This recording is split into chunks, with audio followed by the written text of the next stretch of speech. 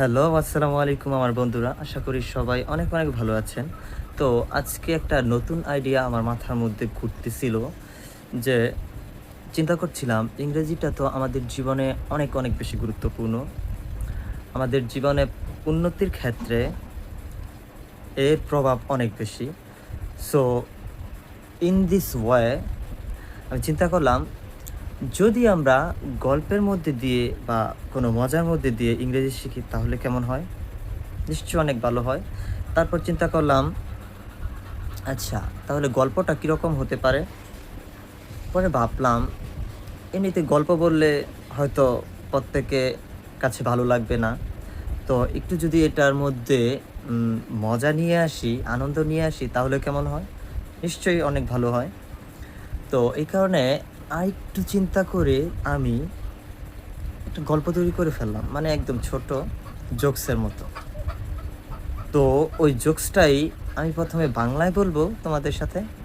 তারপর সেটাকে আমি ইংরেজিতে কনভার্ট করার চেষ্টা করব। এতে করে আমার ইংরেজি শেখার পাশাপাশি তোমাদেরও ইংরেজির প্রতি একটা ভালোবাসা তৈরি করতে পারবো এবং তোমরাও হয়তো এর মধ্যে থেইকা কিছুটা হলেও কিছু উপকৃত হবে বা শিখতে পারবে। ওকে? বেশি দেরি নয়, চলো আমরা চলে যাই। হ্যাঁ, ধরো একটা স্টুডেন্ট দেরি করে ক্লাসের মধ্যে প্রবেশ করলো। টিচার তখন ক্লাসের মধ্যে আছে অলরেডি। ওই সময় প্রবেশ করলো।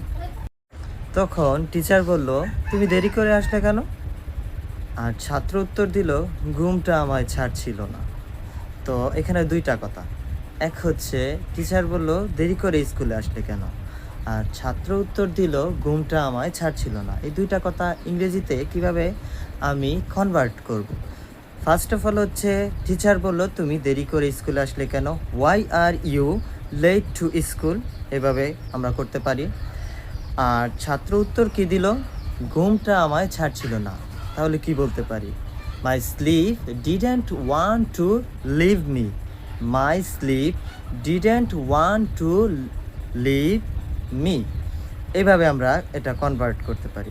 যদি আমরা এইভাবে মজার সাথে, মজার ছলে ইংরেজি শিখি, তাহলে আনন্দ পাওয়ার পাশাপাশি আমরা ইংরেজির প্রতি একটা ভালোবাসা তৈরি করতে পারবো এবং খুব সহজে ইংরেজি শিখতে পারবো।